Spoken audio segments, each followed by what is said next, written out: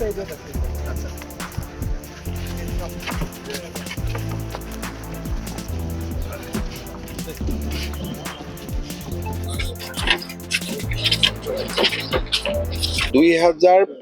চনলৈ অসমত বিদ্যুতৰ চাহিদা প্ৰায় 7,000 মেগাৱাট হ'ব।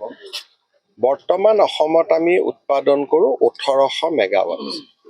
এতিয়া ইমান বিদ্যুৎ যদি আমি বাহিৰৰ পৰা কিনিব লাগে, তেতিয়াহ'লে বিদ্যুতৰ পাৰ ইউনিট কষ্ট মানুহে 2030 চনলৈ বহুত দিব লাগিব।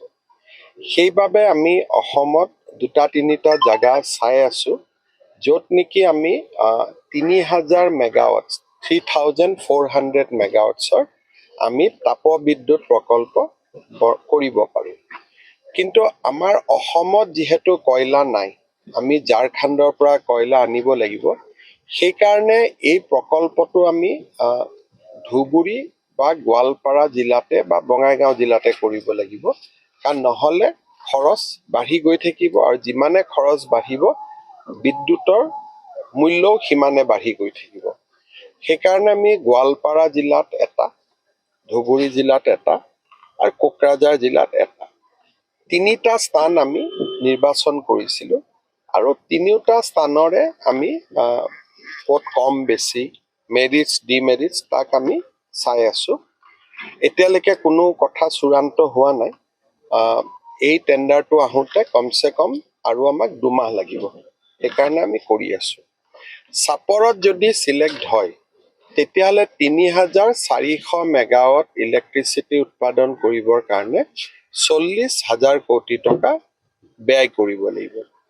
আৰু 40,000 কোটি টকা যদি আমি ব্যয় কৰোঁ, তেতিয়াহ'লে ইয়াত 15-20 হাজাৰ প্ৰত্যক্ষ আৰু 15-20 হাজাৰ পৰোক্ষ মানুহে কৰ্মসংস্থাপন পাব। আৰু লগে লগে চালাকাটি হ'ল 600 মেগাৱাট, এইটো হ'ব 3400 মেগাৱাট।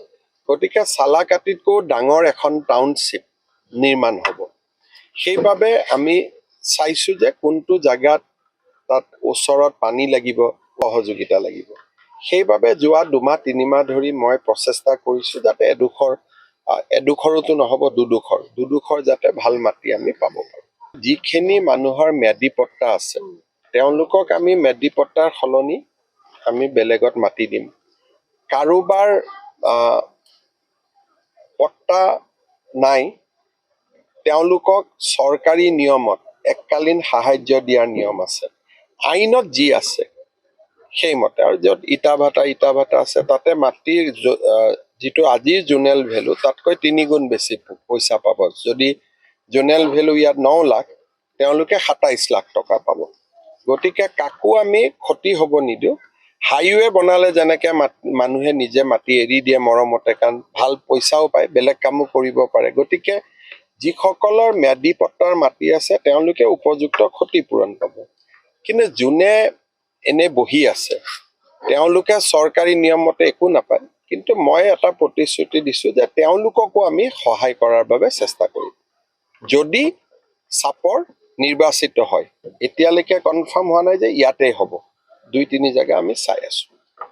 স্যার, ইতিমধ্যে 3,500 বিঘা লোৱা হৈছে, তাৰপিছত আৰু 500 বিঘা মান আমাক আৰু টোটেল লাগে। যদি 3,400 মেগাৱাট যদি আমি কৰিব খোজোঁ, আমাক 5,100 বিঘা মাটি লাগিব। আৰু এইটো বহুত ডাঙৰ। আপোনালোকে যদি ইয়াতে হয়, পুৰা চাপৰৰ প্ৰতিচ্ছবি সলনি হৈ যাব। যেনেকৈ এতিয়া আপোনালোকে জাগিৰোডত গ'লে দেখা পাব, জাগিৰোডত হৈ আছে 27,000 কোটি টকা, ইয়াতে হ'ব 40,000 কোটি টকা। আৰু ইয়াৰো এখন টেণ্ডাৰ হ'ব। কোনোবাই কৈছে আদানী আহিব, কোনোবাই কৈছে অমুক আহিব। চবেই মাত্ৰ ট্ৰায়েল মাৰি আছে। কোনে পাব সেইটো টেণ্ডাৰ হ'ব। টেণ্ডাৰত যোনে আটাইতকৈ কম খৰচত মানুহক ইলেক্ট্ৰিচিটি দিম বুলি ক'ব, তেওঁহে কামটো পাব।